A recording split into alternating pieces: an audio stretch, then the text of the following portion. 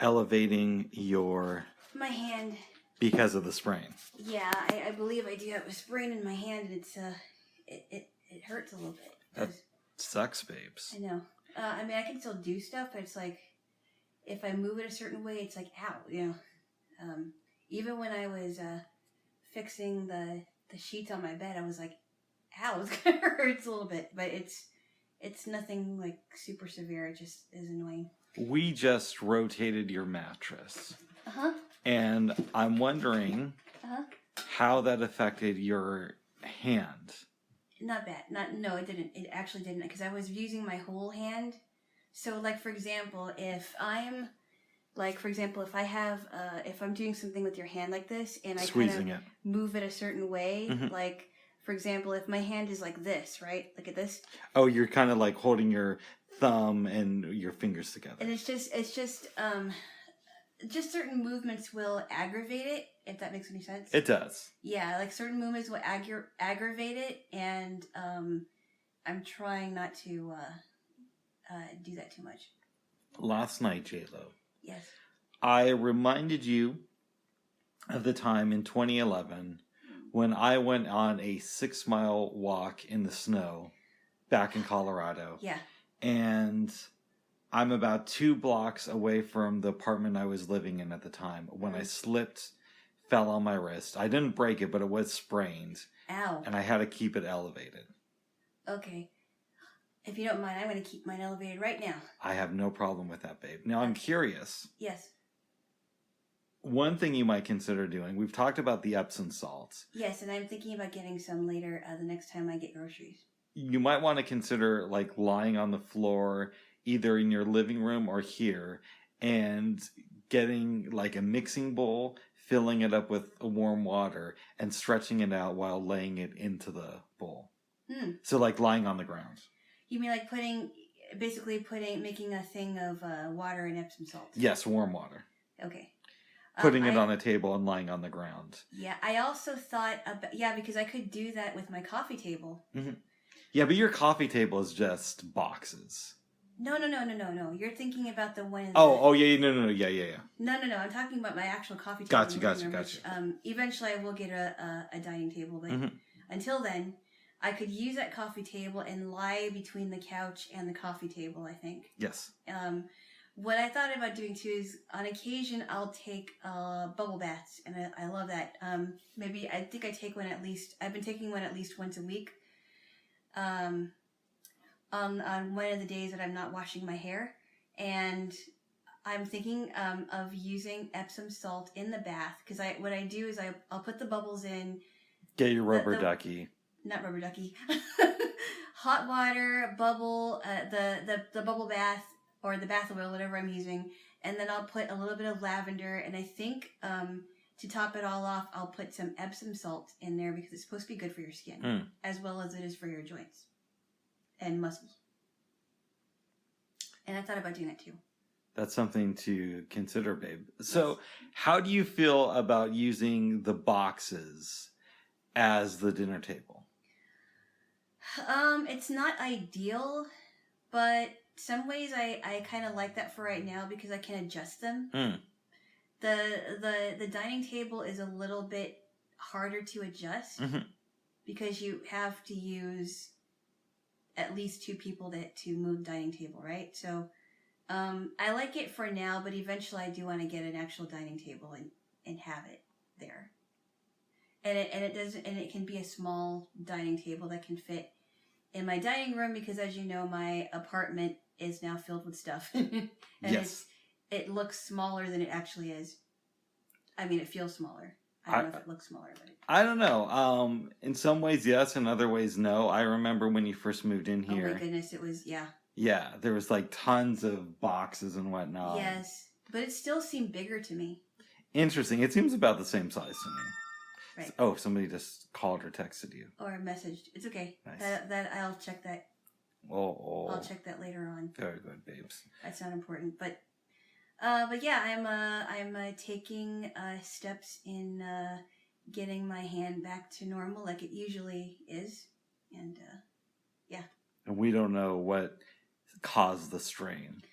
I don't know. It's possible I may have bumped it somewhere because sometimes you can hit a funny bone, as you know, and it can make your hand or arm hurt for a while. So I may have had some kind of bruising or contusion or whatever. Yes. I don't believe it's broken, and I don't believe it's arthritis either. I think I actually injured it. Oh, wow. Yeah. I had an experience last night after you went to bed. Mm-hmm. I don't think I told you about this. You probably didn't. It's possible you didn't. You fall asleep, and I put in a Walmart order. Full disclosure, I have a good amount of food at home. So one would ask, why do I need to order more groceries for tomorrow? I know why. You know why. But I don't think I've discussed it here. Yes, I believe you did tell me, but go on and discuss it. I'll mention it briefly just in case I did, and you're implying that I did. I think you're right. But the reason I'm ordering food is because my bank card expires on Monday, my Visa card. And I'm supposedly getting one on like Monday or Tuesday, but just to be on the safe side, I decided to stock up on groceries like one of those doomsday preppers. Also, Walmart was doing this promo code. So you enter this code and you're supposed to get $10 off. I entered it like 3 different times just to see if it would work, and it's not working. Oh, no. And that upset me. Oh. So.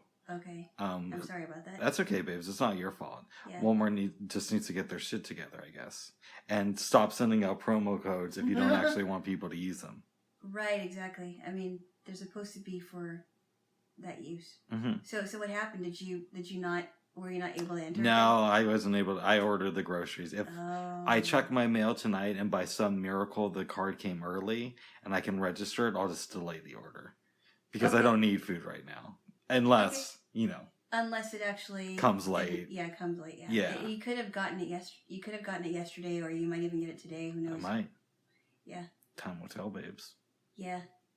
I can't believe it's Saturday already. I know. This week has gone by fast.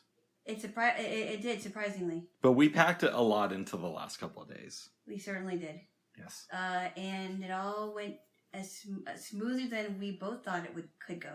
The app process was a little bit more complicated than it needed to be. What I don't like about applications like this is that sometimes they word it so differently, and then you have to really read the fine print to figure out, okay, is that what they're really saying, or do I need to go back and read it again? And then you have to make sure that you check all the boxes, and you have to make sure that that section isn't applicable for whoever it is that's applying, and that it's just a tedious and painstaking process. They're trying to trick you to make sure you don't get what you need, but no, I think they're trying. Part of me thinks that they're trying to make sure that the person applying isn't trying to abuse the system. I don't know about that. I think part of it is that, but also part of it is like, well, it can't be that difficult. No. But anyway, I digress. I like the sweater you have on, babes. It has these stripes on it. It's like, what, is it gray and black, I think? I believe you are right about that. This is an old sweater, and I remember that you complimented me on it before, but I've had this sweater for a long time. I think you've only worn it around me like once or twice before. Yeah, I've had this sweater for a long time. Like, I think I had this since like my mid-20s. I could still fit into it. Oh, wow. Yeah, I know. I think I do. You smell good today, Jaylo. I think it's the lavender oil. Thank you. Yeah, and your hair's still wet from the shower. Yeah, I actually did not wash it. Okay. I didn't wash it today, so I tied my hair back and then I put it up in a shower cap. Do you wear those outside ever? Shower caps? Yeah. No. Okay. Why? I don't know. I was just curious. The only way that I would ever wear it in public is if I was in a salon and they had to put a shower cap on my head.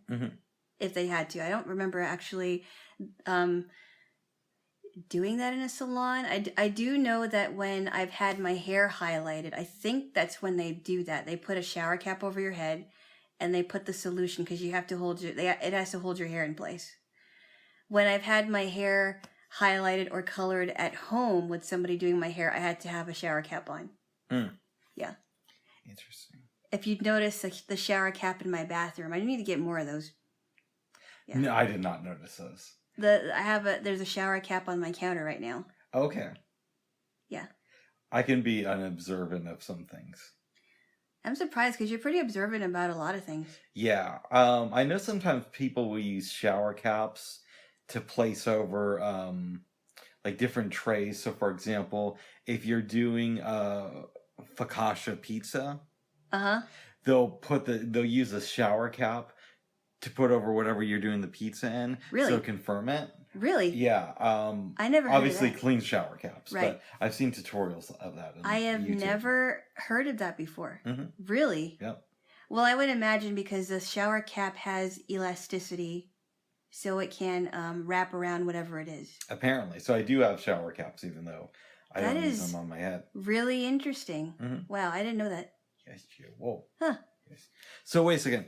This is going to sound like a dumb question. It's okay. Why does your head feel a little bit wet if you put on the shower cap? I think the reason why is because the water did hit the shower cap. Oh, and the shower cap, through.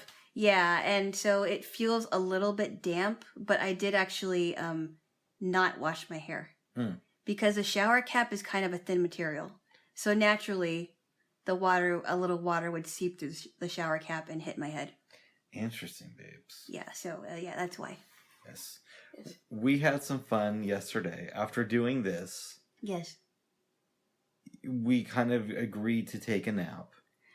Yeah, and it was actually a good one. It's like what, 45 minutes? I was out for an hour.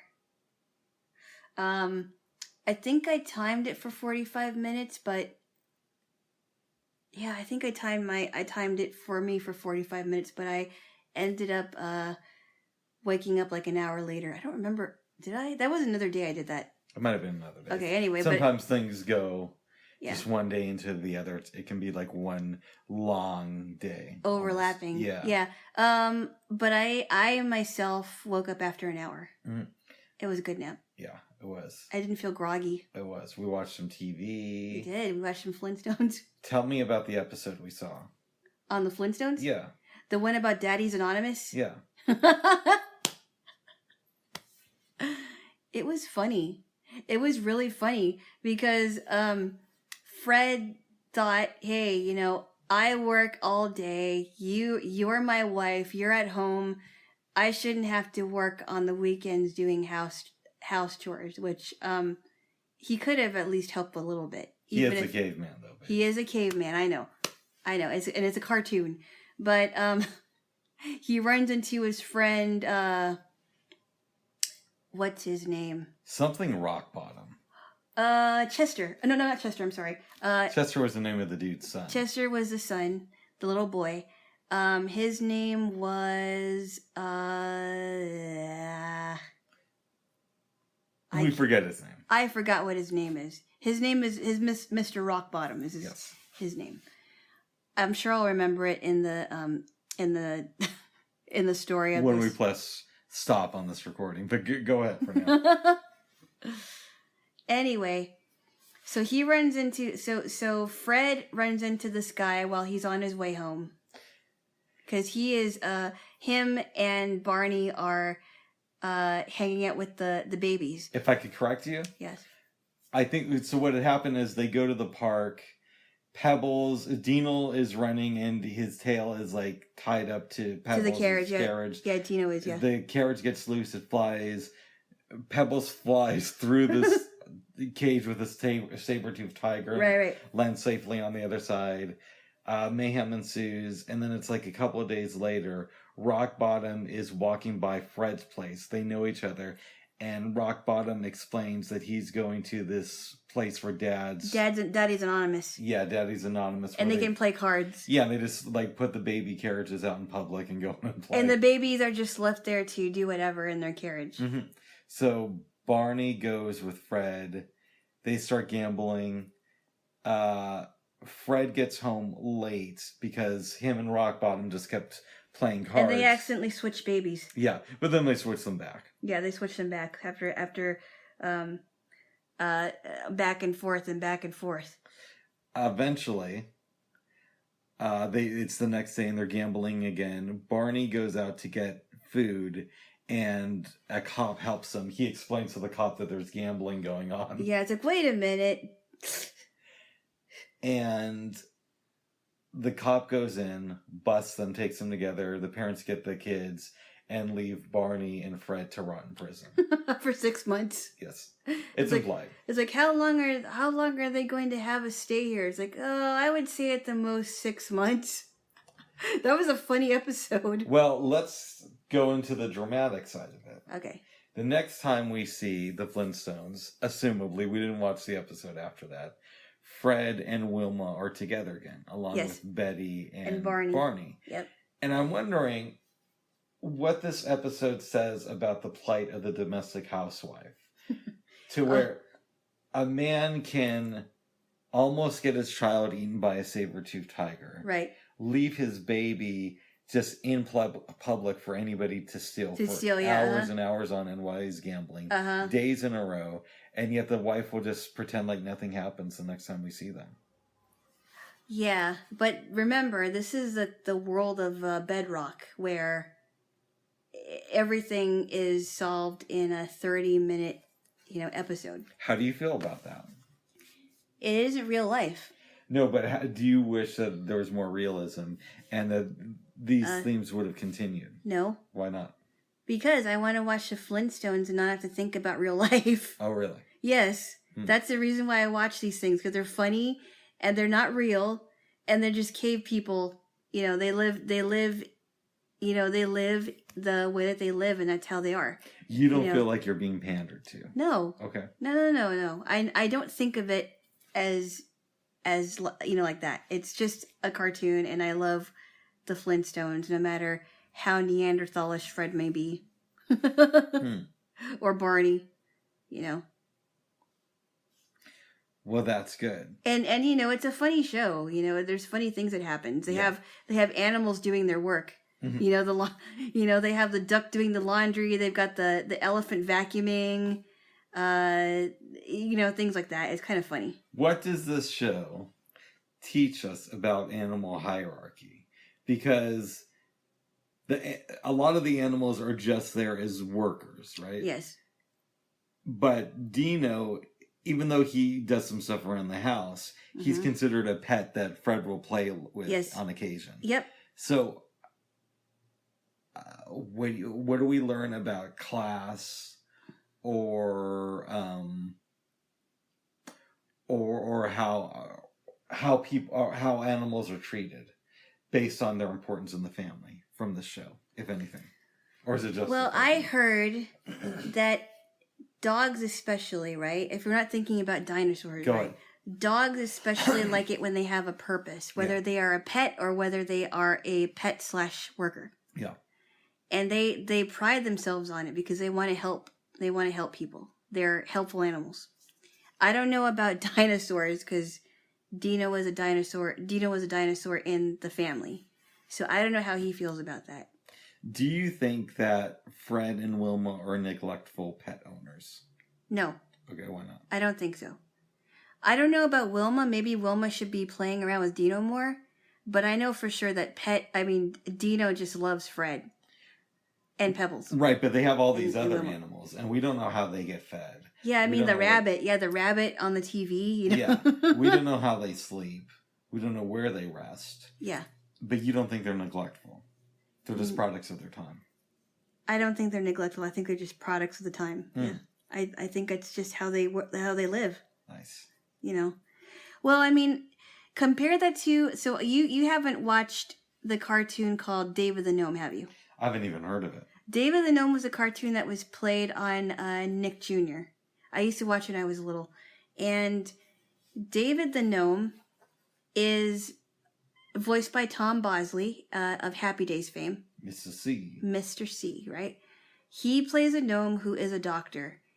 And he uses animals to help with some of his, like if he's rescuing a gnome or rescuing somebody else. And he has the animals with helping them out. So they are working with the gnomes. Not as workers, but helpers. So I don't know. I don't know how the animals feel about that in the Flintstones or in David the Gnome. Yes. Yeah, David the Gnome is a fun cartoon. I can't speak on that, but I liked it. Yes, I liked it. I realized we skipped over something. Yes. Related to our day. Before we took the nap, I believe it was before, we had some snacks. Some of the hummus. Yeah, so you made some really, really good hummus, and you were afraid that it wouldn't taste as good because you added more peanut butter? Because you didn't have a lot of tahini, right? Yes. Okay. Well, I thought it was really good because I could taste a hint of peanut butter, but it wasn't overpowering. Oh, good. I was a little bit worried that it would be overpowering, but it was really good. Yeah. Of course, I believe it would taste more like hummus with tahini in it, but, you work with what you work with. Yep. It really worked with the hummus. And I was telling you last week, basically, we made sandwiches. Yes. Which we did again this week. Uh-huh. That, oh, babe, this thing is so small, you can make so much more hummus and just have it around the house. Uh-huh. How do you feel about that when you saw how much hummus I got out? Of just a few ingredients. Yeah, it was a lot of hummus. So, and I thank you again for letting me have the rest of it because it's really good. Yeah. And I have enough crackers to where I can just eat it with. It's a yummy snack. It really is. Oh, good. I also the first time I've tried homemade hummus, I had that with Triscuits. I bet that was good. It was really good. I had some Triscuits and hummus and a glass of pineapple juice. Wow, okay. Well, that's because at the time I had to go over to my tutor's house because she was getting me some materials to use for a paper I was writing. Mm-hmm. Yeah, that's why I went there. Oh, good. But anyway, I digress. It was good. Hummus and Ritz crackers are really good together. Yes, they are. Mm-hmm. For dinner, I made sandwiches again. And very good, I might add. Yes. Do you feel like we're starting to get into, repeating ourselves? No. Okay. Because, realistically, people do that, right? Yeah. If they don't know what to go, they don't know what to make, they go to their to-go stuff, or go-to stuff, rather, and they make, okay, I know what I like this, so I'm going to make this, again, because I like it. Yeah. That's what a lot of my relatives do, and I'm not tired of it, because it's like, ooh, I love this is my favorite, one of my favorite meals, and I'm just going to enjoy it. They did taste pretty good last night. I think they were some of the best sandwiches you've made for us. Really? Yeah, because you added pickles, we had olives, we had that hummus, we had some feta cheese. Yep. And what was the other thing you put in there? We added avocado to it. Oh yeah, the avocado just it just added some extra flavor, and I'm gonna in fact give you the last avocado. Oh, good. Yes, it's good stuff. Yes, it is. Yes, I love avocado. Yes. I wonder, babes, if in a couple hundred years there'll even be avocados. Obviously, I haven't heard anything that avocados are in danger of going away. In fact, the opposite. There's so many. There's so much avocados. But you read books about the past and about how things that were just so plentiful are no longer here. So, for example, one thing that comes to my mind is the American buffalo. You can't really. I think they're trying to put them back into the population, but they're nothing like they used to be. There is buffalo. I know that restaurants are using buffalo for meat too, so there has to be. Yeah, but it's not like it used to be. In fact, that was the whole thing behind Ted's Montana Grill. Is Ted Turner helped start it, and they used buffalo that he had imported, I want to say, from Canada, and was raising on his farms. Really? I don't know if they still get their buffalo that way because Ted Turner's old and dying. He is. He has some weird form of dementia. Was he? Yeah, wow. Yeah. Ted Turner. Wow. Was he?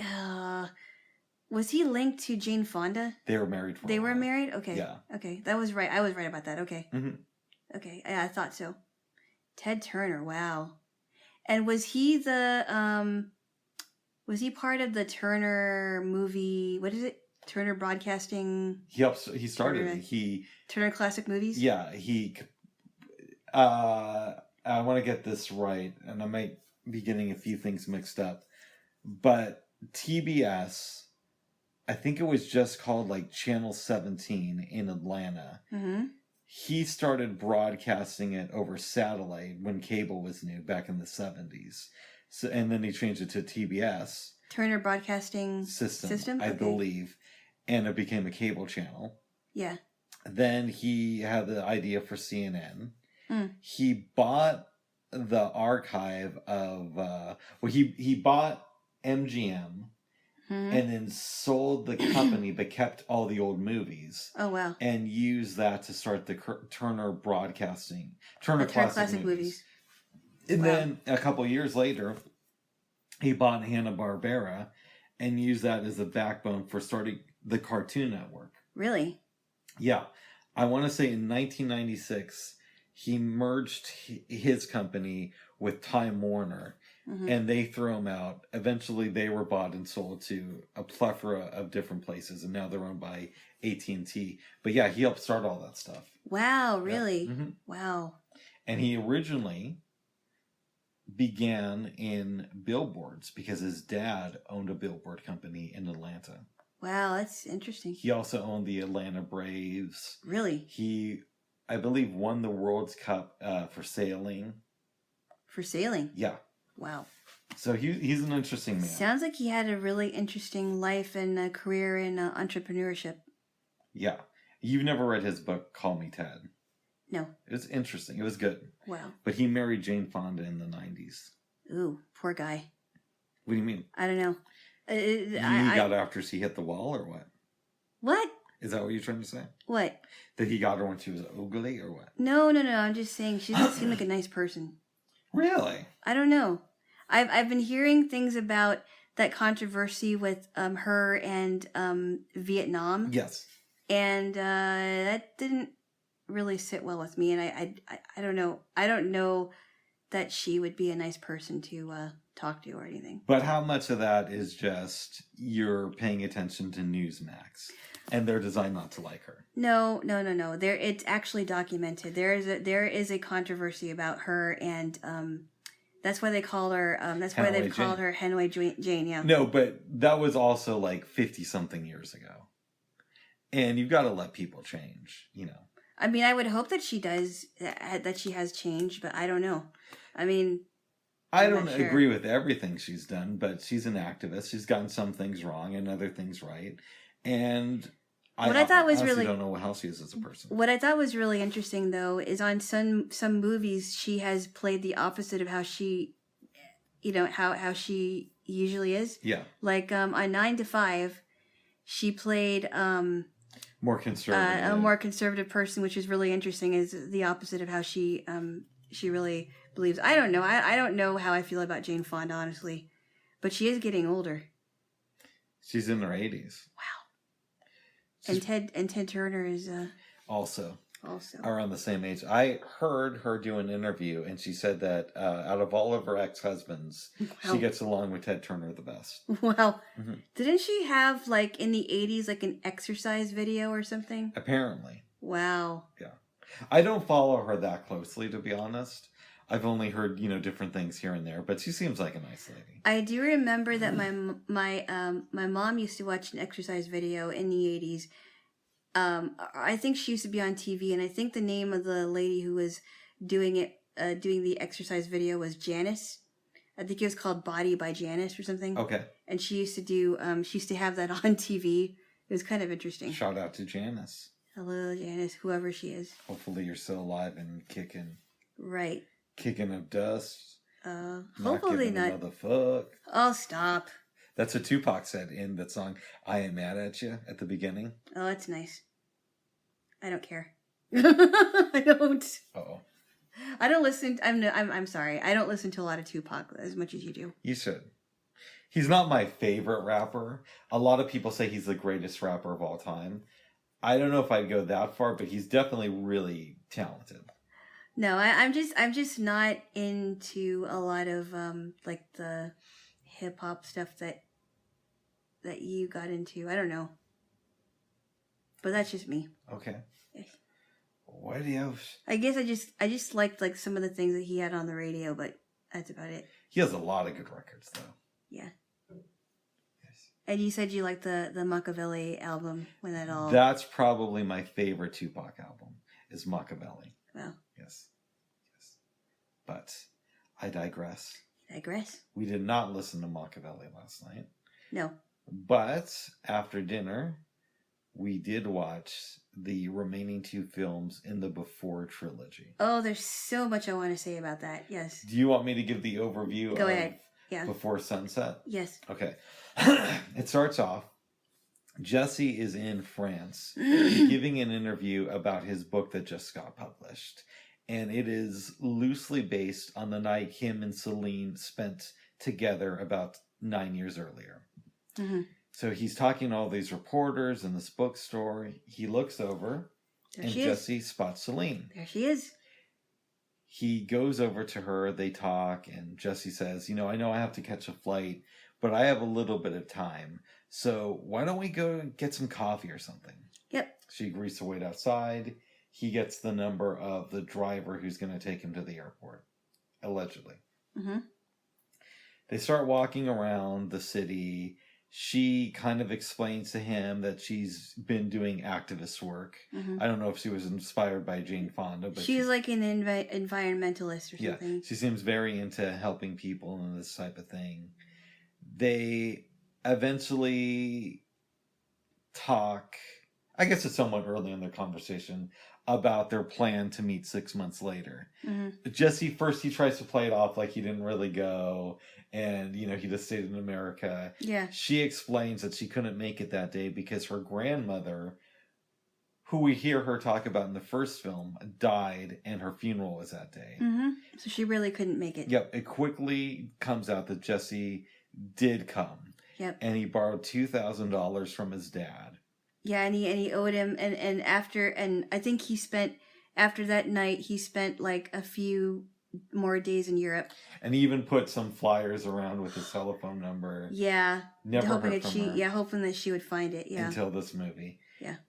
They get to the coffee shop, sit down, and Celine explains that for a while in the late 90s, she moved back to the U.S. and was living in New York.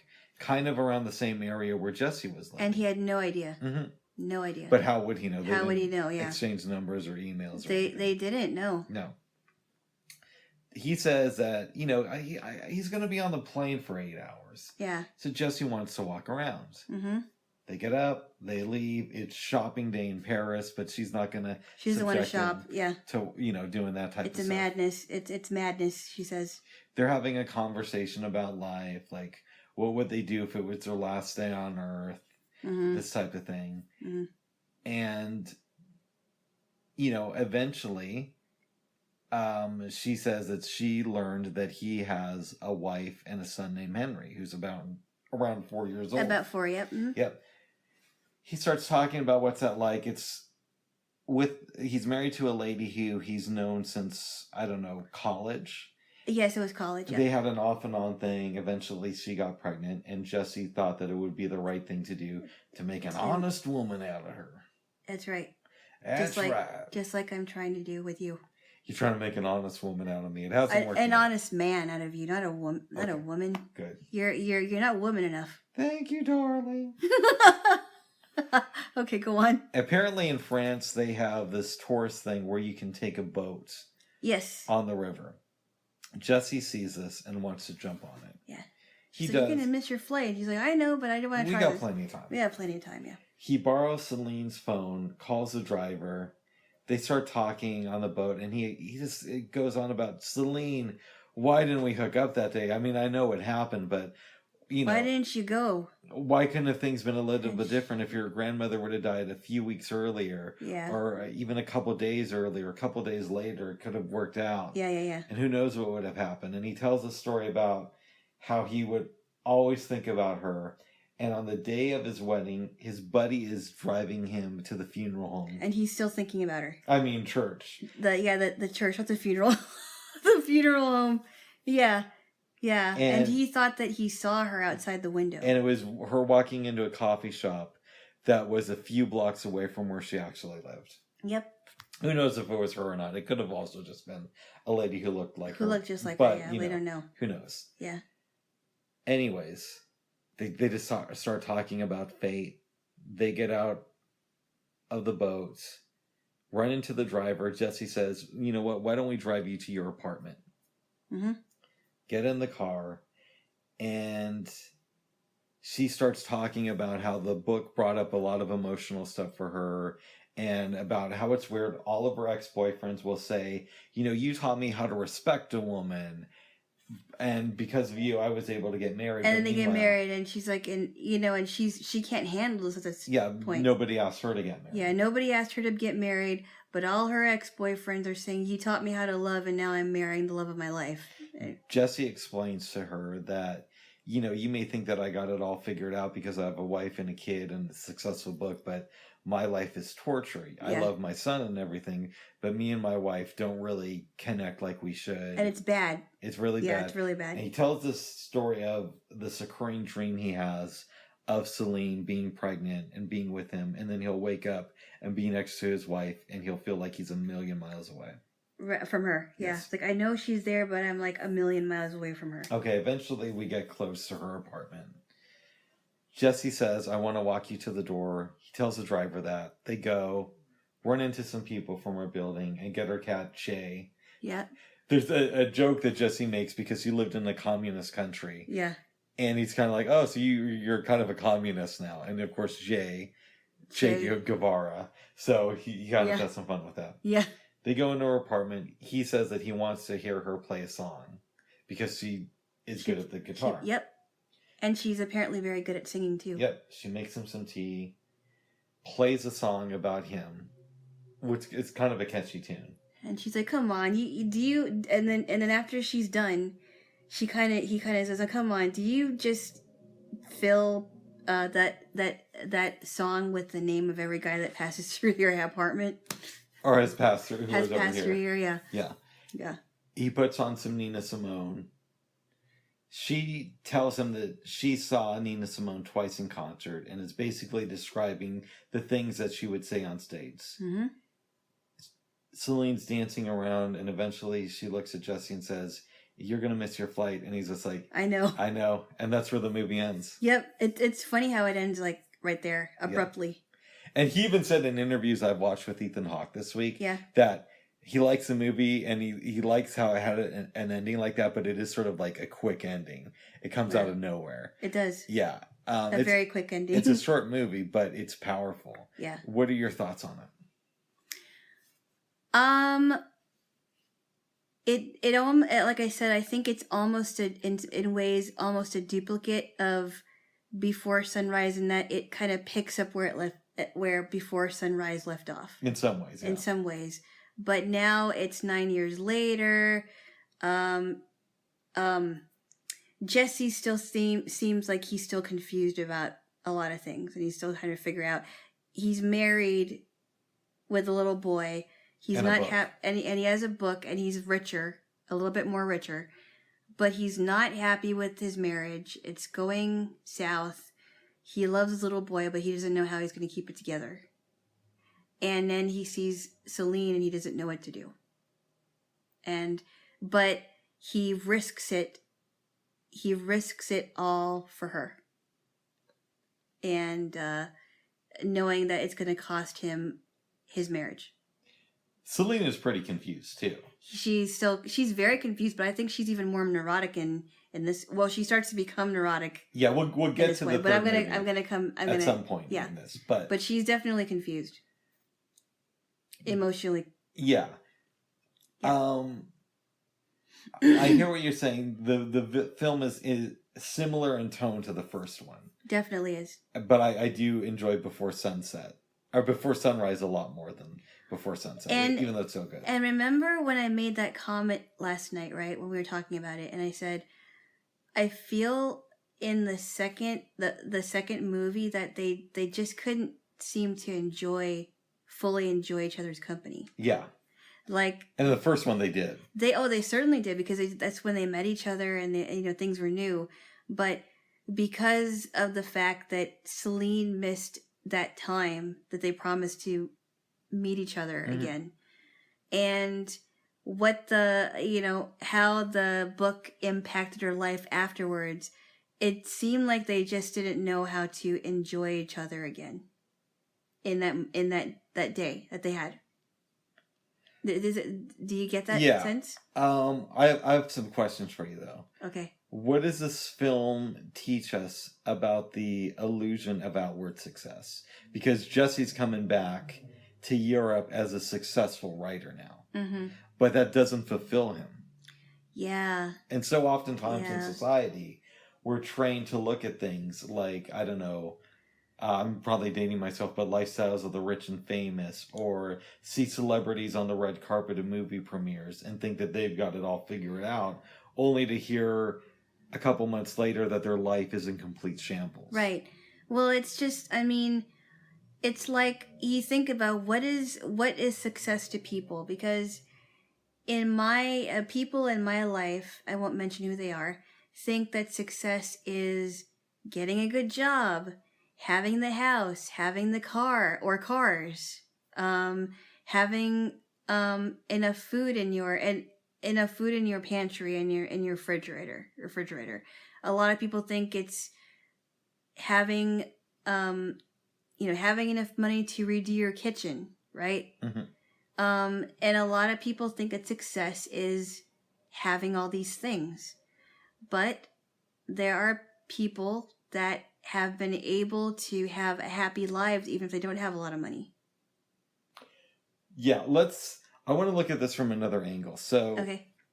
I don't want to get too into Ethan Hawke's personal life because I always think that that's weird when people talk about an artist or an actor in specific, and they'll talk about, well, what went on in their personal life. But in this case, it is a little bit relevant because he did, from all accounts, he helped write the movie. Right? And I believe around this time he was either he had just broken up or was about to break up with Uma Thurman. He was about to divorce her. Yeah. And I'm wondering, do you think this movie would have been different if he was in a quote-unquote happy marriage? Possibly. Or maybe he would have still helped write it this way. I don't know. To make it seem more realistic about what couples go through. See, I think if Ethan Hawke was single in real life, or was in a happy marriage with Uma Thurman, then Jesse would not have been married or had a kid in the movie. You don't think so? I don't think so. I could be completely wrong. I don't know. Because I am kind of crazy in some respects. And just a little bit. But that's my feeling. Yeah, I don't know. Maybe things would have been different if he was happy with Uma Thurman. I don't know. I want to know, how selfish is Jesse in this movie? What part of it? The fact that he has a kid at home. Yeah. And he's willing to blow off the obligation to his family to have sex with Celine, which is probably a lot of fun, but still. I think it's very selfish, and I think I've heard about these scenarios over and over again where the guy thinks that he was duped into marrying somebody that he either didn't love, or that maybe it was convenient for them to be married, or maybe she was just there and maybe he did love her for a time, or maybe he didn't, or maybe he thought he did, or whatever it is, right? Mm-hmm. I've seen it all too many times where they have fantasies of maybe finding their first love, or finding somebody that got away, and they just, maybe they were together for a short time and they don't know where they are now, and they think, well, maybe the grass would be greener on the other side. And I think in a way that he is very selfish, because he had an affair without he didn't have the nerve to tell her that I'm not happy and we're not happy, and I think it's better that we divorce before something happens. Yeah, I don't know how I would have wanted this movie to end, but as a thought exercise, I think I would have made it just a little bit longer. I don't know if I would have done it completely in real time. Okay. But I maybe I would have, and maybe I just would have had them start to make out a little bit, right? He starts stroking her hair and dancing with her. and one thing leads to another. They kiss. And that's the end. Well, no. Here's how I would. All right. How I think I would do it. And again, I'm not Richard Linklater, Ethan Hawke, or Julie Delpy. At least I don't believe I am. No, you're not. So I didn't really have any say in the making of these really good movies. You're just a Rick. I'm just a Rick with a Jaylo. That's right. I believe I would have had them start to make out, him realize that he is still in a marriage and still loves his son, and say, listen, I do got to go and be with my family, but I am in a loveless marriage. I think we should stay in contact this time. Let's exchange numbers. And see what happens. See what happens. But I don't want to, yeah, I would have liked to have seen what would have happened if he went back home. Well, I mean, I think either way he has to break up with his wife. He has to do, yeah, either way they do get divorced. Yeah. But I think there's a more tactful way to do it than just say, hey, babe, I've been fucking this French broad in her apartment for the last 3 weeks. And I completely forgot, I completely forgot that you existed for a while. Yes. I think it's very selfish. I think it is. Because in a sense, he was using Celine as an escape. Mm. And I've seen it all too. I've seen it all too much. Like I've heard just bad stories about men and or women that want an escape, and they're just using this person as an escape from their real life, and they don't want to. They want to be numb from their problems. And they don't want to feel. It's really sad, and I think it was very selfish of him to do it. Do you think that Celine is a selfish person? Not necessarily for hooking up with Ethan Hawke at the end of the movie, but for not showing up for their date and then coming back into his life later on. But so like maybe you don't show up and then maybe you just like don't go to the book reading. I don't know. Huh? Okay, I don't understand. Okay, so she didn't show up 6 months later when they were supposed to meet. And she had a legitimate reason. Yeah, she did. But is she selfish for coming back into his life and trying to get that closure? Or was that the right move? I don't think she made the right move. Okay. And it's apparent... Well, I'll comment on the next movie. Maybe the apparent isn't the right word. I don't think she made the right move. Mm. Because... if she didn't come into his life again, right? Yeah. Maybe he would have been able to keep his family intact. Or maybe he would have been able to divorce his wife privately, and then he could have been able to have some time to kind of figure out what he wanted. There is an interesting argument to be made that Celine is the villain of the Before trilogy, right? Because... if she would have shown up in Paris, mm-hmm. or I can't remember if that's where they're going to be.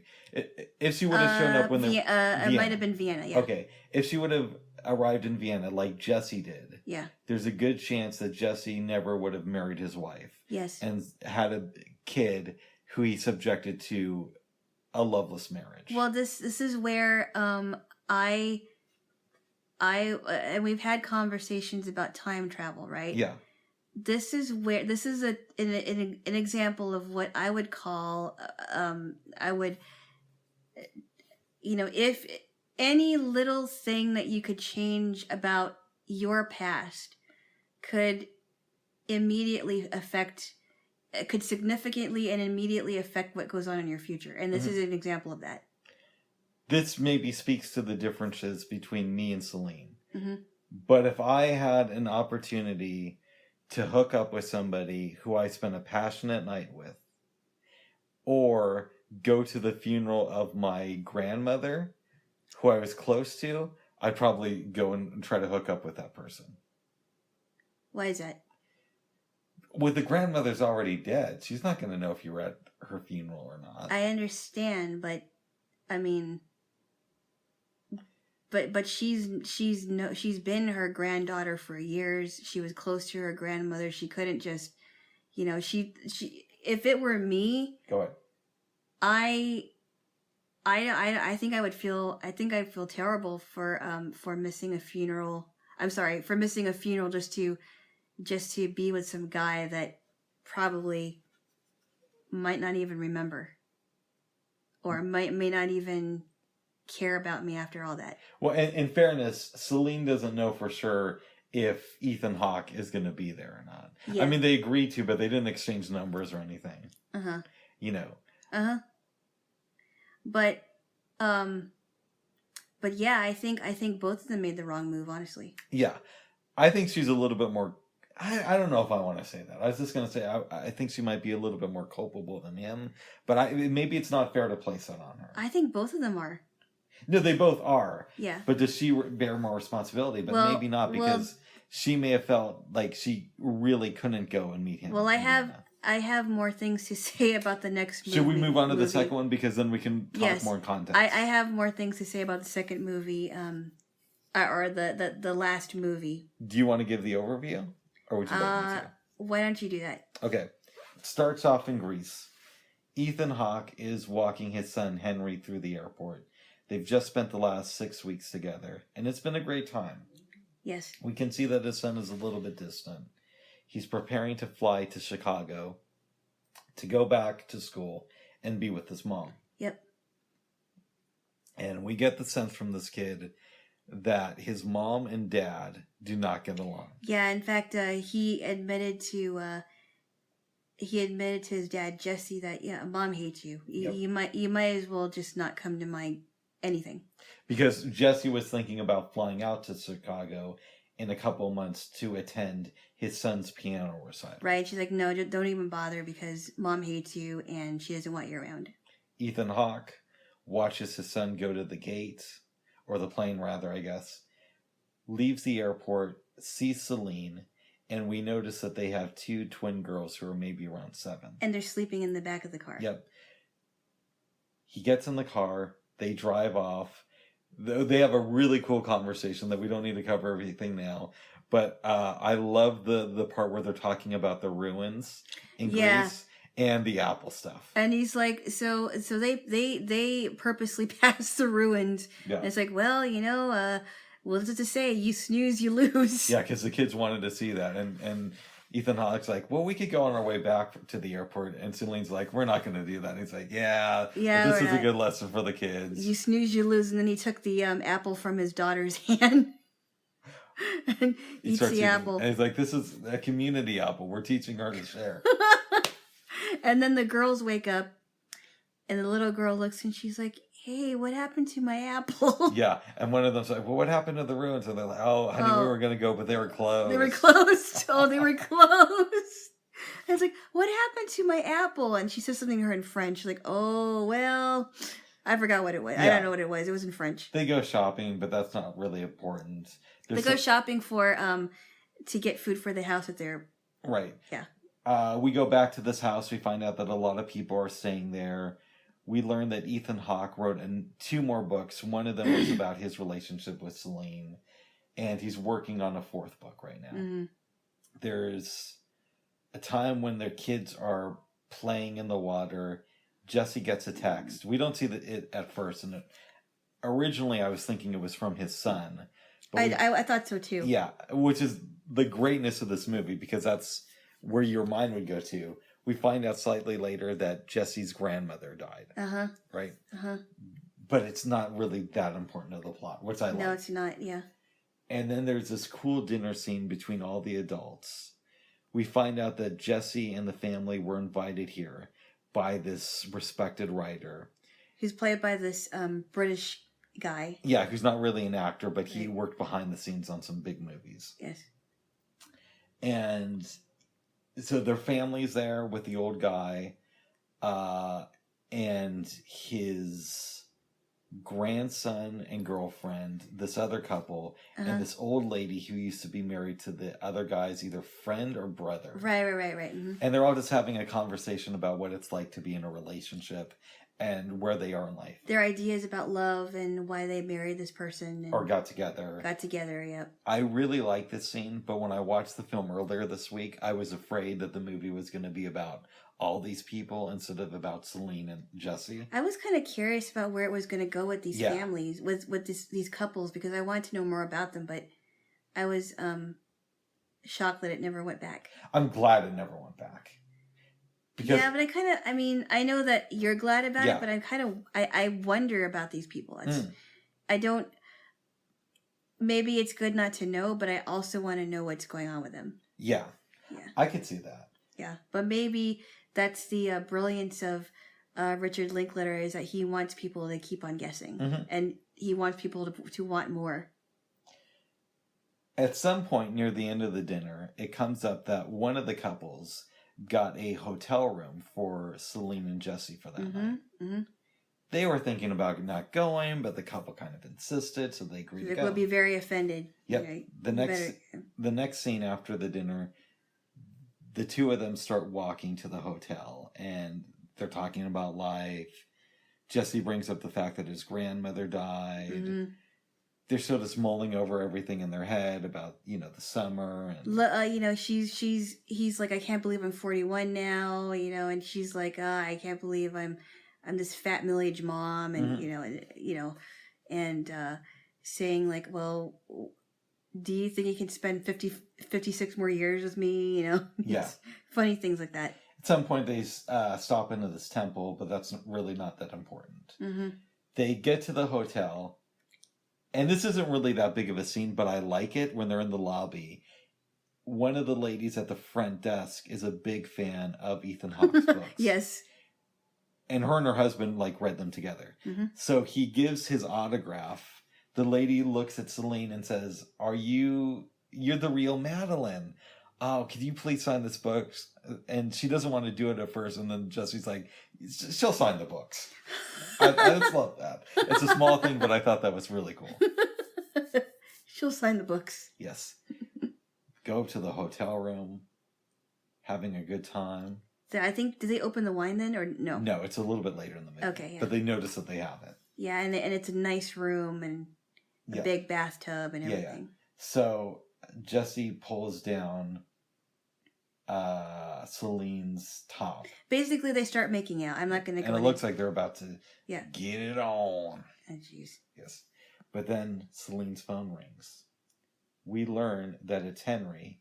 He just landed and is about to transfer onto another plane. Yeah. Which opens up the conversation about, it would be nice if I was in Chicago. Well, hold on. You're missing a part. Tell me. Towards the end of the conversation, she says, well, good luck with your mom.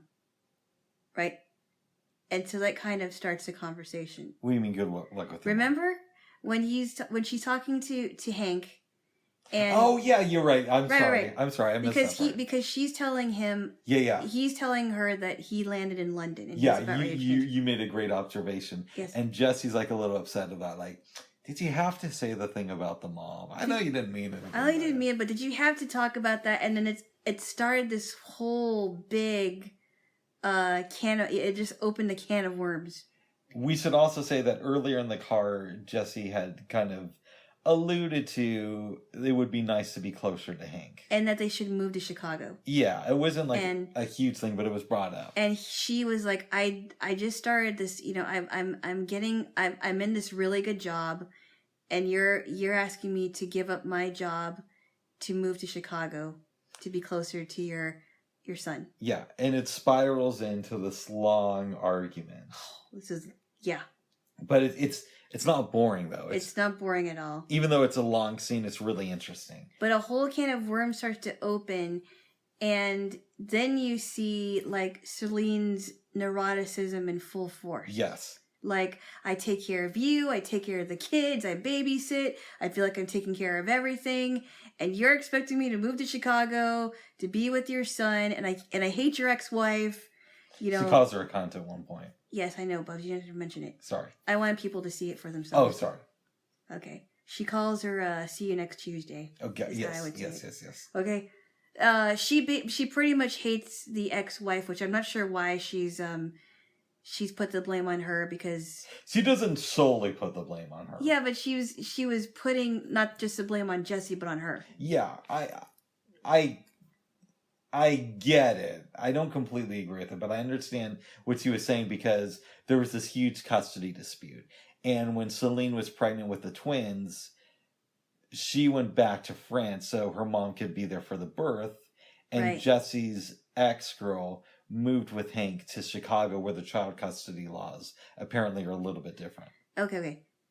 Yeah, and I mean she was kind of on a rant about that, and she's and she's just assuming that this is how it's going to happen, and it's just supposed to be this is going to be the end. And she's like, well, why don't I just stay in Paris with the girls, and you move to Chicago, and take care of your son there, as if that's going to help the problem, right? And she's accusing Jesse of saying that, okay, I'm the irrational one, which clearly she is in this scene.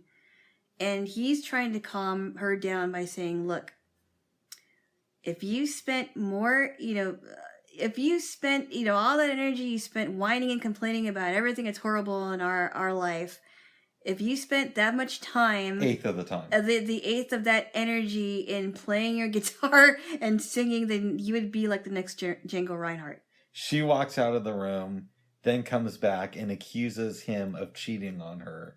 With Emily, some girl named Emily. Yeah, at a book signing in D.C. a few years back. And he said, look, if you want to ask me if I am committed to you and our children, then I'm going to give a resounding yes. And then all of a sudden she says, you did sleep with her. You did sleep with Emily. And she's just completely irrational. But he reminds her that, I never asked you about that ex-boyfriend who you went to see, who I know that you gave a blowjob to, because I know that, we all each have our side pieces. Right. But at the end of the day, we can come together like Captain Planet and make this stuff work. Right. She didn't phrase it quite like that. Right, not Captain Planet. Yeah. Something else. I don't remember. And so I thought it was kind of interesting that he was on offense with her. Yeah, which is cool to see because I just like that. And eventually she walks out of the room and says, I never want to see you again. No, she said that I know what's going on here. I don't love you anymore. I don't love you anymore. And then she leaves and goes to the table. She goes to the table. Jesse's looking around. Then he comes out after her, and we discover, which I didn't know, that Jesse's actually a time traveler. And so-called time traveler. I thought I was watching a romance story. Apparently, this is also a sci-fi thing. He tries to diffuse the situation. Yes. Maybe I should explain it. Go ahead. To diffuse the situation, he decides to travel back in time, so-called, from the future. Yeah. And says, hey, he tries to bring it back to where they met each other on the train. Mm-hmm. And he says, I don't know about you, but in my opinion, you're like the most good-looking woman here. Yes. And he says, are you married? No. You have a boyfriend? Not anymore. Oh, that's interesting. Okay. And so he's trying to talk her up. Yes. And she's like, what is this game you're playing? I don't, what are you trying to do? And he's like, look, I'm trying to make you laugh here. So here's what I'm saying. I came back from the future. I'm going to read you a letter from your 80-year-old self. 82-year-old self to your 40-something-year-old self now. You have a bigger ass in the future, but everything still works. Everything looks fine. Yeah. He's saying things like, you're going to meet this young man, and I think she basically is saying, this is a prime of your life. Yeah, I'm sending you this young man. Oh, and P.S. There's a postscript here. I'll skip over these financial tips. Yeah. You are going to have the best sex of your life in Greece, in the Galapagos, and that's where we are right now. And it's going to be on this certain night. It may actually be... It may not actually be tonight. And Celine is just pissed. She's like, Jesse, stop with the fucking games. Did you hear what I said back at the hotel? I don't love you. And he said... I thought you were kind of like I didn't think you were serious. And she says, I'll think again. Then he basically goes into this thing about, look, I don't know what to do. I love you. And I want to be there for you and the family. But I'm not just going to be some puppy dog who keeps running back to you. But if you want the real thing, real adult love, then I'm here. And then he goes, but as far as as but if you don't want it, then I give up. Yeah. And he insults blind people, but that's okay. What? He says, if you can't see that I'm here for the long run, then you're blind. It's not an insult to blind people. Okay. It's just emotionally blind. Okay. We always get the short end of the stick, but oh, you better not say that because there's going to be some protests against this movie. Oh. I'm just kidding. She stops. She looks away for a minute. She's thinking to herself about everything, and then she looks back and she's like, "So this time machine, something tells me I have to go into it naked." And he's like, "Yeah, we haven't figured that part out. Clothes don't travel that well into the past." Yeah, it's like so I have to be naked to operate it. And the movie ends with them talking about time machines, which I would have liked to have known because my time machine has the same problem as babes. We can't wear clothes when we're in the one that I built either, but that's a discussion for another time. I don't know if I want to go through this time traveling thing with you. I'm not too sure about that. We could meet. We could be naked and meet George Washington, but we'll talk about that later. Let's discuss the movies. Okay. Yes. I don't know about this. And then George Washington would be like, all men are created equally, but some men are created a lot bigger. Ugh. Let's just... Okay. And that would have been in the Constitution. All men are created equally. He would have seen me, and then he would have wrote, but some men are created a lot bigger. All right, you should give me a kiss. You see what I have to deal with, folks? All right, give me a kiss, because that was really funny. Was it? Yes. Was it? You laughed. Give me a kiss. Well, I was laughing because what else could I do? Oh, what else? Give me a kiss. Okay. Give me your initial thoughts on this film.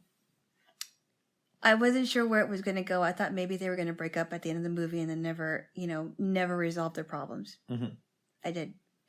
And I thought that even though I thought she was neurotic in the second movie, I thought she was even more crazy in the third movie. It builds up as a film. It definitely builds up and it just erupts in craziness. And Ethan Hawke is brought to the point of frustration and anger and all that. But I really felt bad for him in this movie. Mm-hmm. I really believe that even though he really messed up with his marriage, I think he wants to try to salvage what they could of his family, what he could of his family. Whether it was bringing Hank to live with them, because it's implied that his mother is not the best suited person. He's crazy. Right. Probably maybe crazier than Celine. I don't know. But he really wanted to try to be a better father to his children and also a better boyfriend to Celine. And she just wasn't happy with anything he was trying to do. And she was thinking about me. What do I have to, what would make me happier? I don't know. That's what it seemed to me, that she was thinking about a lot, not so much about the kids, but her. Well, here's a question for you. Yes. I know how you thought the movie would end. Having seen the way the saga wrapped up, do you think that Jesse should have left her? That's a good question, because she was the reason why his marriage ended, I believe. Mm. Would you agree? She's part of the reason. Part of the reason, right? Yeah. I don't know. That's a good question. Because it would have been the easier thing to do, right? Leave one crazy woman and leave another crazy woman. But then now he has 3 kids to take care of. Yeah. So it doesn't actually resolve anything because things are still left unsaid. What do you think life is like for their daughters growing up in this type of household? I think it's very dysfunctional. Mm. It could turn out to be very dysfunctional. So maybe I should clarify the whole whether he should leave her or not. Go ahead. If he doesn't leave her, then he has a shot at making being a better father to his girls. But at the same time, we don't know if he is going to be a better father to Hank from a distance. If he does leave her, he doesn't have to. His girls won't have to be in a dysfunctional household that could possibly be worse off for them growing up, and also for Hank. So, I don't know. This film, I want to say, came out like 8 years ago. Uh-huh. Where do you think Jesse and Celine are today? I don't know. It's possible they're not together anymore. I don't know. What do you think Hank thinks of his dad and stepmom now? You mean in the movie? No, what does he think about them in today, now that he's probably around the age Jesse was in Before Sunrise?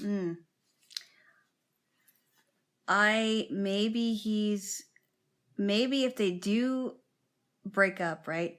Maybe he's like, wow, that saved me a lot of years of more dysfunctional stuff. Because it's already dysfunctional with my mom. How much more dysfunctional was it when he was living with Celine? Because Celine isn't exactly, she's not exactly altogether sane. No. She's got major emotional issues. Do you think that Hank loves and respects his dad today? I think he is. I don't know that he. I think he does have love for his dad. Respect, I'm not sure. Maybe he's just trying to. I mean, he's only like 13 going on 14. Well, but we're talking about today. Today? Not when the movie came out. Oh, I thought you meant the... Okay. Yeah. I don't know. Because he's around 21, I would assume now. I'm not sure. I can't answer that. What do you think? I don't know. I can't say. Because we don't really see a lot of interaction with him and Hank. We only see that one scene. And Hank is somewhat distant. Yeah. It could be that he gets even more distant, or it could be that he tries to understand where his dad's coming from. I can't say. It's hard to say. Where do you think Jesse is now in relation to his career? I would imagine that maybe he becomes a prolific writer, but I would hope that he would write about other things besides his things that are loosely based on his romance with Celine. Right.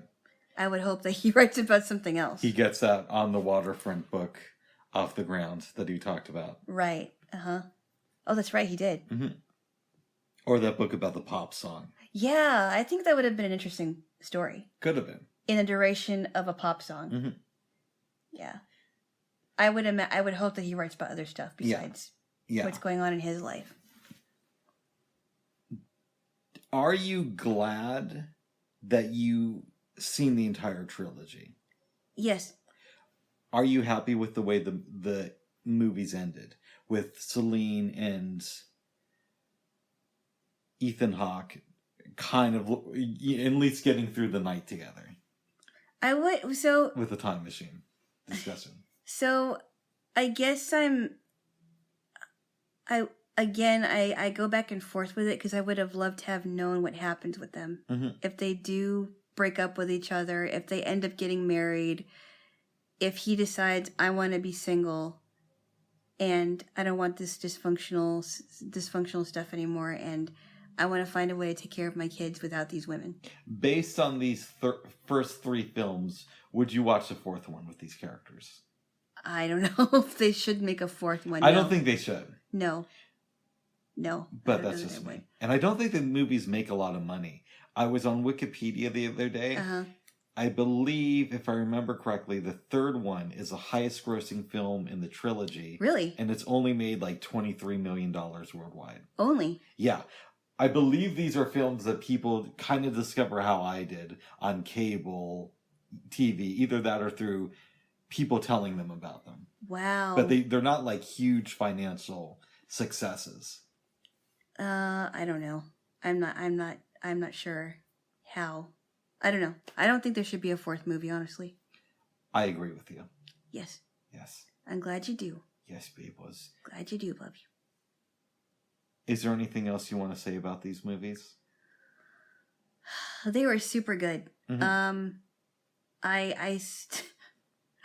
Oh boy, both Celine and Liv from Boyhood, very neurotic women. They're just not stable. Not stable at all.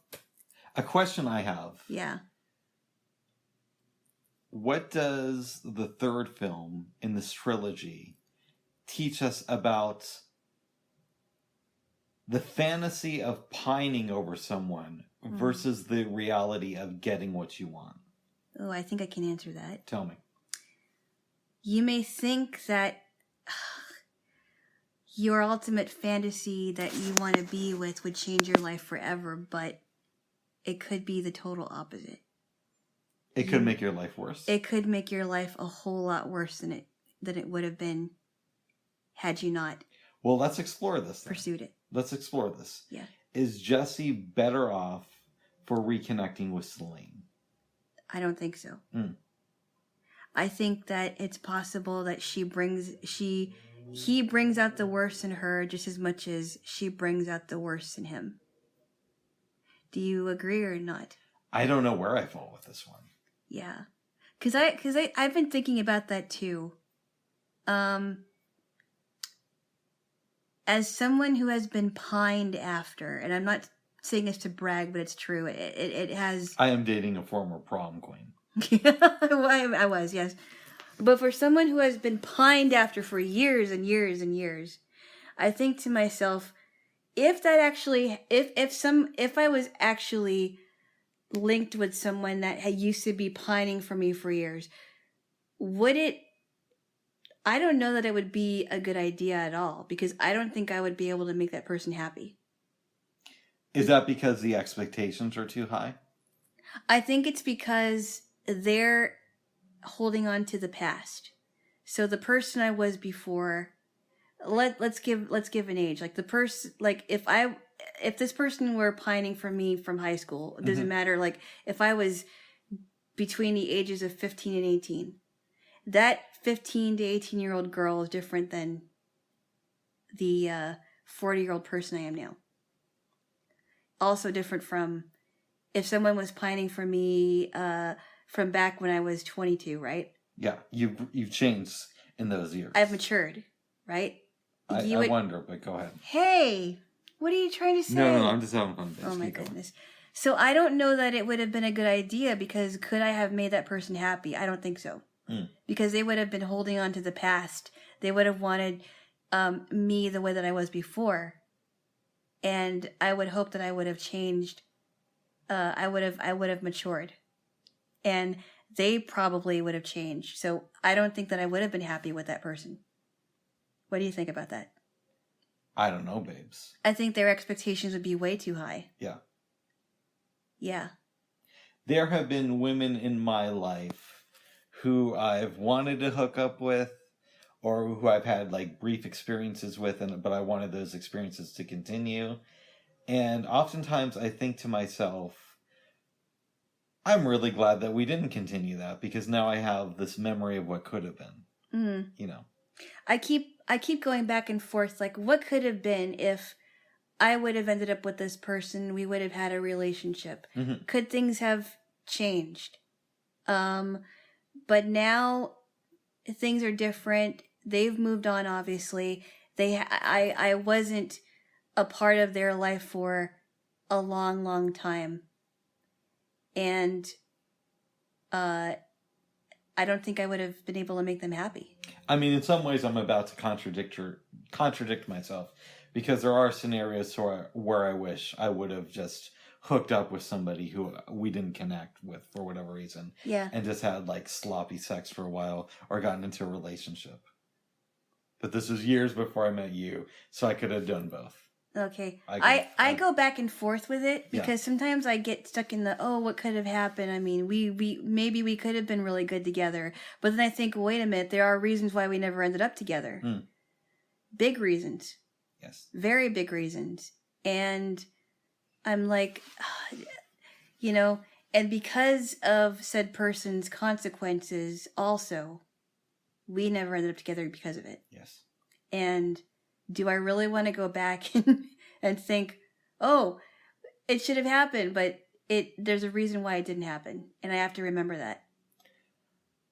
This week, I've been watching interviews about these films.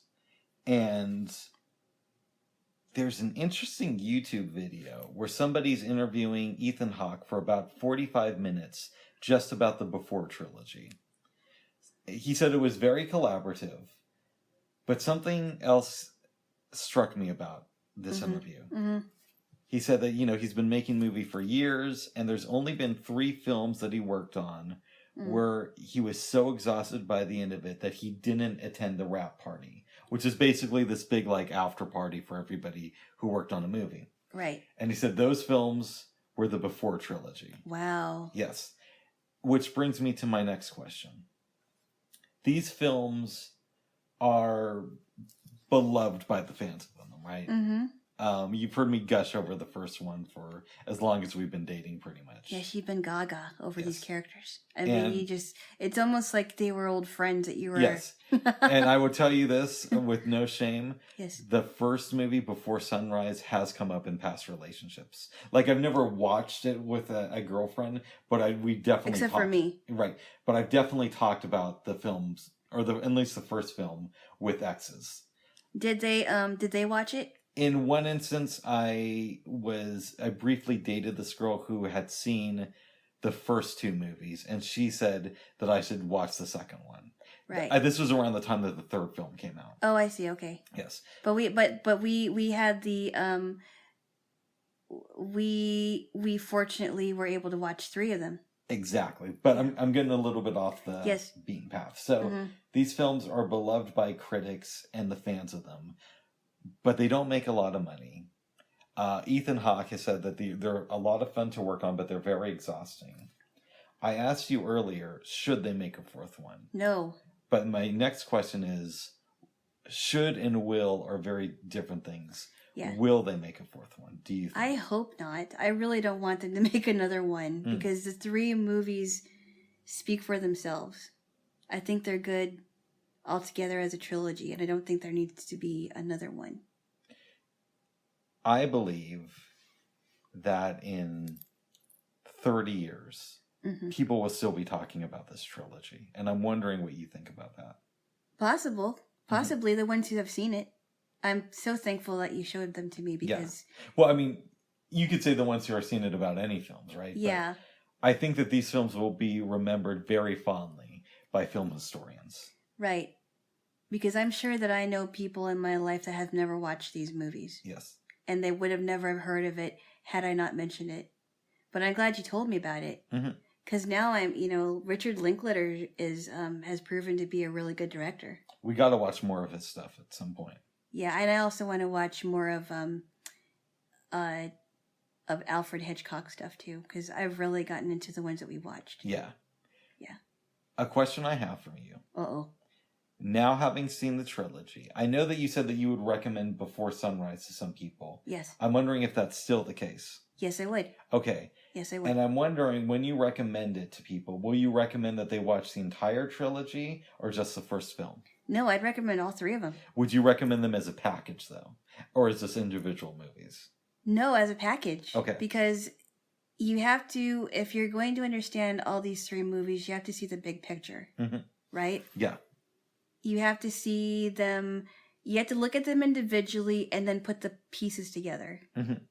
Because they're not going to understand it if you just see one of them.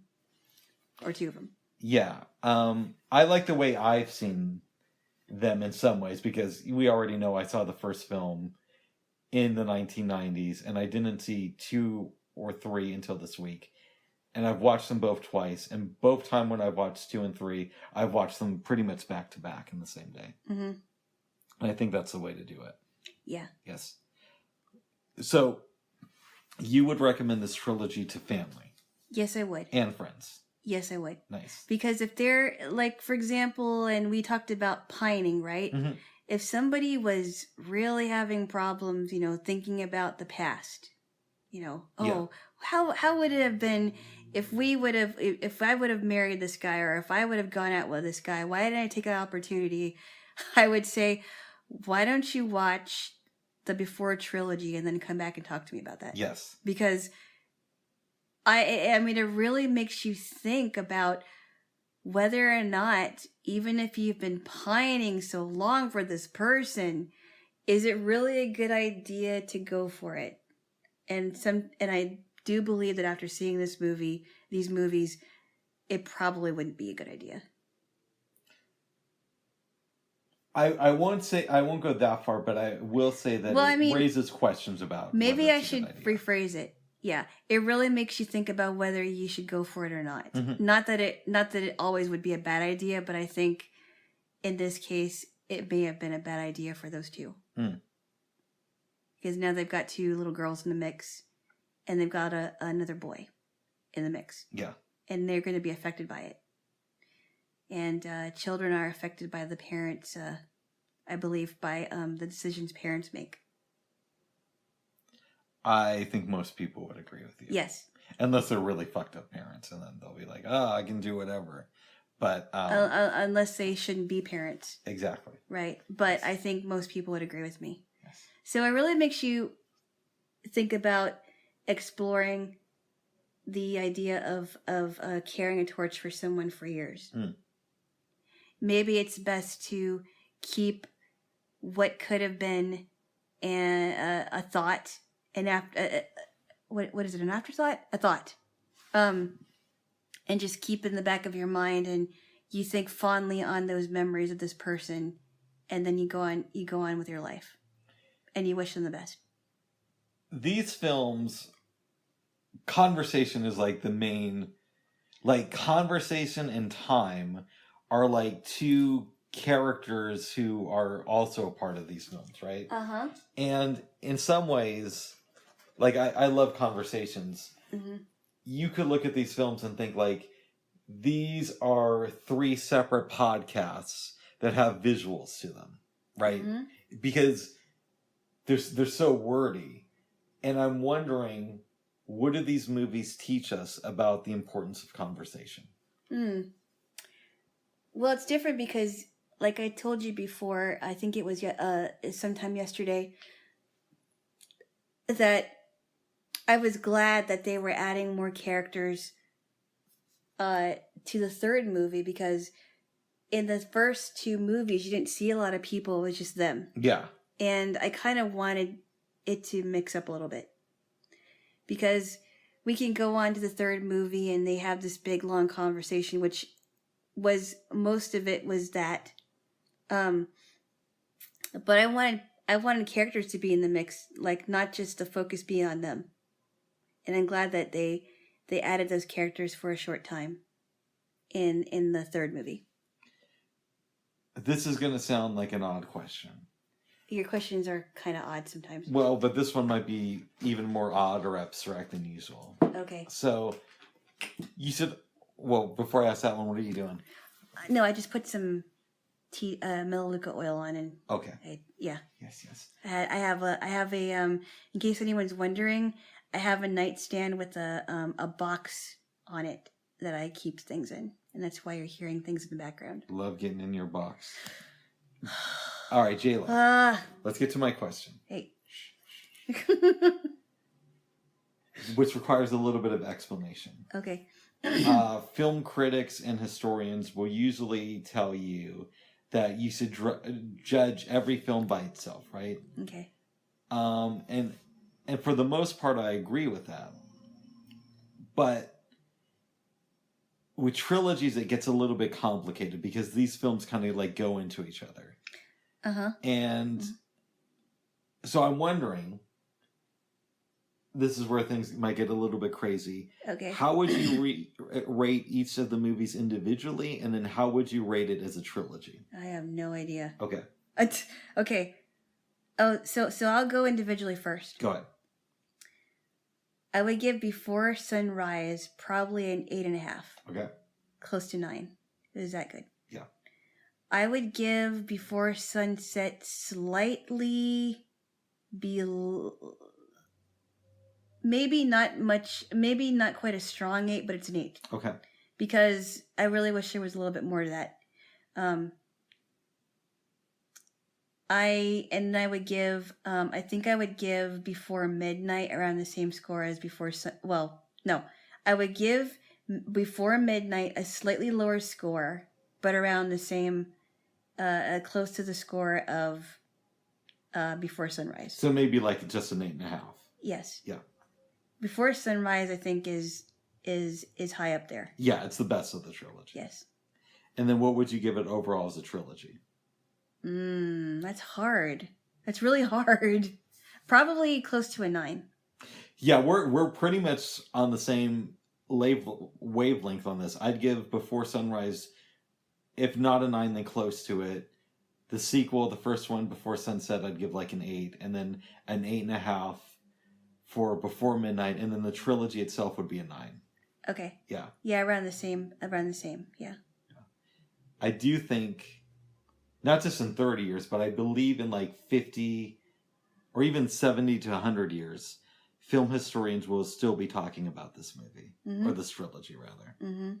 And I'm very glad I got to share these movies with you, and I'm glad I own a copy of the trilogy. Yeah, it's good. Good stuff, babes. Yeah.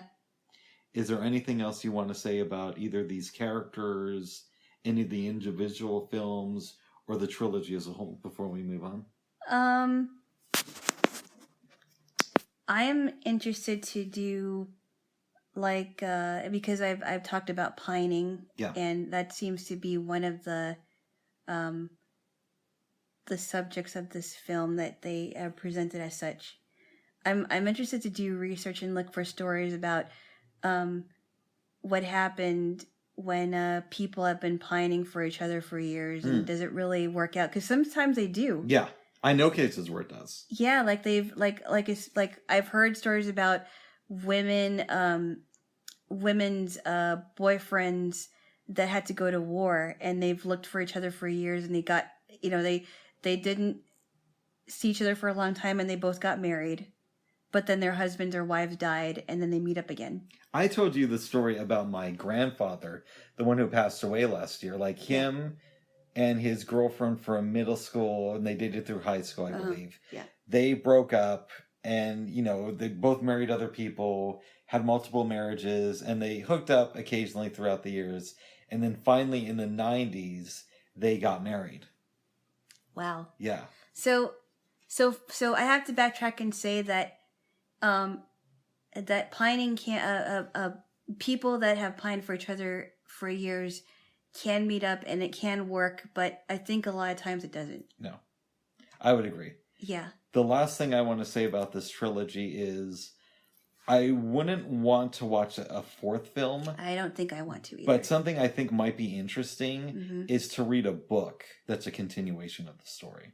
Like a fictional, not a fictional thing, but an adaptation of another, what would have happened to Jesse and Celine? What would have happened type of thing. Yeah, if Richard Linklater and Julie Delpy, along with Ethan Hawke, were to write a book about where these characters are now, instead of doing another movie, that would be interesting to me. That would be fun to read, and I didn't even think about that until you just said it. Mm-hmm. That would be fun to read. And it would make sense, again, because the movies are so wordy, and they talk about literature a lot, too, and art. Uh-huh. I think something like that could be really good. I think you might be onto something. I think they should start a book right now. Yeah, maybe they are for all I know. Yes. Maybe they should call it Before I Get Old. Yeah, or Before the End of the Week. Before Sunday. Before Sunday is what they should call it. Before Sunday. Yes. That's funny. Thank you. I thought Before I Get Old is I thought Before I Get Old was pretty good, but That's good, but before Sunday. I think Before it's better. Sunday.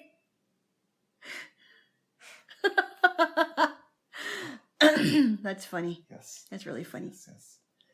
Jaylo, Yes. did you have any dreams last night? I did not, but apparently you did, right? Yes. I dreamt that you owned this thing that was either like a restaurant or a hotel, but people were coming in and out, and I was trying to watch Star Trek Deep Space Nine. By yourself? By myself. You come in talking on the cell phone, so I turn it off, and then after you leave, I go to this other room and I try to watch it on another TV, but you come in again on a cell phone, so I turn it off and I decide that I'm going to get some writing done. Your staff is around and they're working, but they're also kind of looking at me. Mm-hmm. So I'm trying to write and I realize that I need some music to get into the zone, but I don't have anything that will play music. Mm-hmm. So I go up to look for something where I could listen to either Snoop Dogg or Coolio. And that's when I wake up. That's really funny. Thank you. Wow. You're having dreams about me being some kind of entrepreneur. Apparently, yeah. Yeah, I never thought about owning any hotels or Well, you know. for all I know, you inherited it. I don't believe I have. No. Oh. I don't believe I have. Oh. No. I don't think my parents had any assets I didn't know about. Oh boy. No. Yes. They would have told me, I'm sure. Oh. Or relatives would have told me, "Hey, you got this you got this really cool hotel in Mexico or something." Yeah, I don't know. Hotel in New York. Well, you know, a great prank to play on a kid that would take years to do, a lifetime practically, is raise them telling them that, you know, I know it doesn't seem like we have a lot of money, but I've been putting money away in this bank account for you, and one day I'm going to tell you, I'm going to give you all the information. And then you're on your deathbed and you create these like fake account numbers and you tell them, okay, here's where all this information is headed. It's in my personal security box. You'll get the key on my, after I died, my lawyer will give you the key and it'll have all the information in it. You die, they open the box and it has all these like fake account numbers. They go to research them and find out that there's nothing there. Oh, wow. I don't know. That's just wrong, Bubs. Uh-oh. That's just wrong. I didn't know, babes. Oh. Jaylo. Yes. Is there anything else you want to talk about? No, I think we exhausted the conversation on the 3 movies, but I do recommend that whoever is listening to this should see it. Yes. It's really going to make you think about relationships and consequences, pining, as I've stated, and children in the mix and all that. Yes. Great movies. The first one is like a love story for kids, I feel. For kids? Yeah. Kids meaning people like, I don't know, In 22 their and 20s. younger. I wouldn't consider them kids. No, but I mean, it appeals to that, right? Yeah, it does, yeah. The second one is for people from their mid-20s to 30s who haven't quite figured it out yet. And the third one is for like adults who are still struggling in their relationships. That's how I would describe the children. Here's the thing, though. I don't believe that just because you turn 39 or 40 that you've figured it out anyway. No, but what did I just say? Yes. For people who are still struggling in their relationships. Yes, I know that. Okay. I heard that. But I'm saying in general. Yes. Not just relationships. Yeah. I haven't figured it out. For all I know, in a year, I'll leave Alana to go and start a phone sex hotline. We were talking about that in bed this morning. So there's something I just remembered that I keep forgetting to bring up that we talked about what's that? Earlier this week on Wednesday, and I was going to bring it up then, but I keep forgetting to. Oh, okay. We had talked when I came over about Britney Spears. Yes. And how she's still very much crazy. Yes. Her dad has full custody of her. And I did have a dream about her. When? That I remembered. I forgot. Tell me. And then I'll get back to it. It was the one dream that I told you about the other day that Britney Spears was making some cornbread on her stove or something, and then I tried it. Oh, yeah. I think you brought that up here. And I thought it was good. But okay, so follow me here. Okay. The dad has full custody of Britney Spears. Yeah. And, you know, sometimes they're from the South and maybe not as woke as we are here on the West Coast. And sometimes parents spank their kids, right? So now, Britney Spears' kids are teenagers. Probably. Okay. the dad is getting older. Yes. And so eventually he's not going to be able to run stuff like he has been running. Yeah. I'm wondering, babes, do you think that Britney Spears' dad ever pulls off his belt and spanks her in front of her sons so they know what to do after he dies? I would not want to. Because presumably they're going to have to take over the estate. I don't think so. You don't think so? No. Okay. I don't think she's that far gone that she needs a belt once in a while.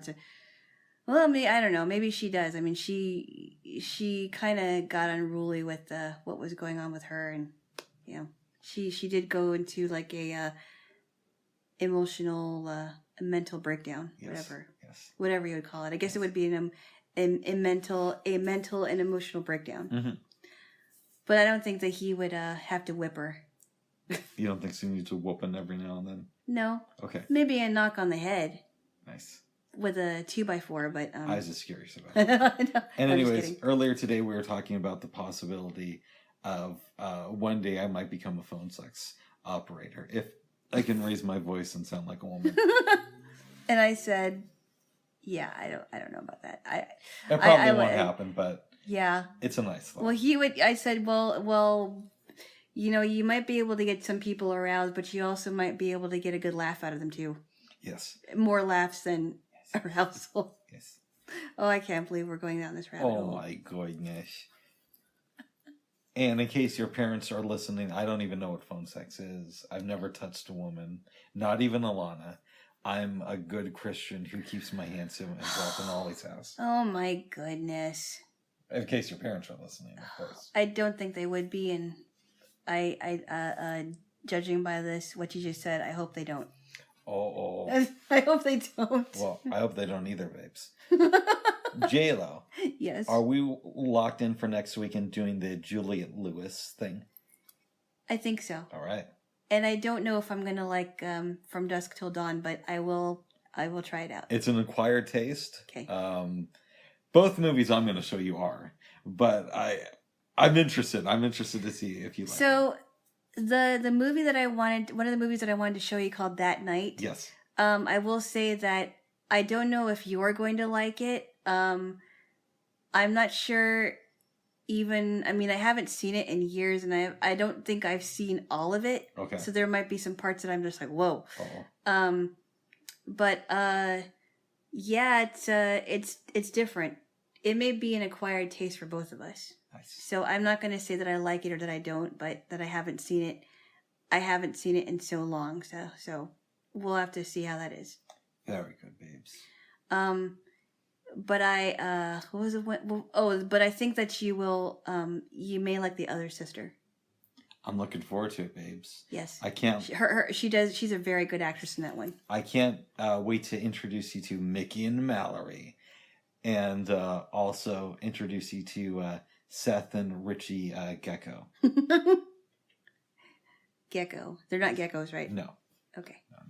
No, not geckos. Not geckos. Geckos, not. Not geckos. Do you have anything else you want to say for yourself, babes? Or just in general?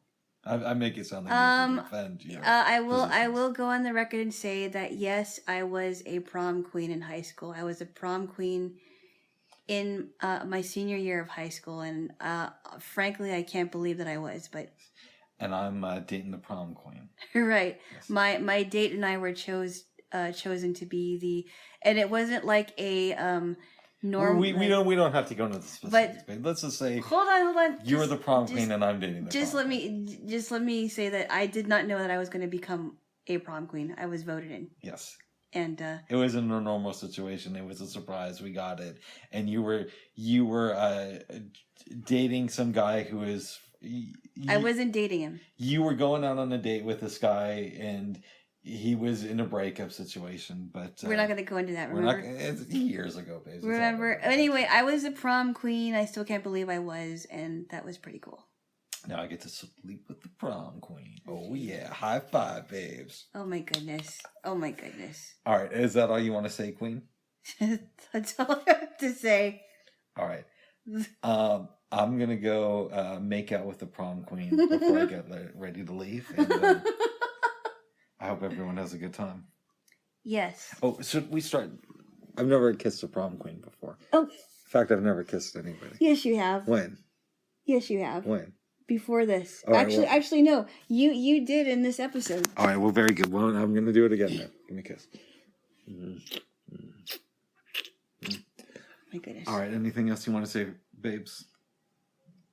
No. All right, I think we're good. Happy Saturday. Happy Saturday. Until next time. Do yourself a favor. Go fuck a prom queen. Oh, jeez. Would you stop? All right, bye. Bye-bye.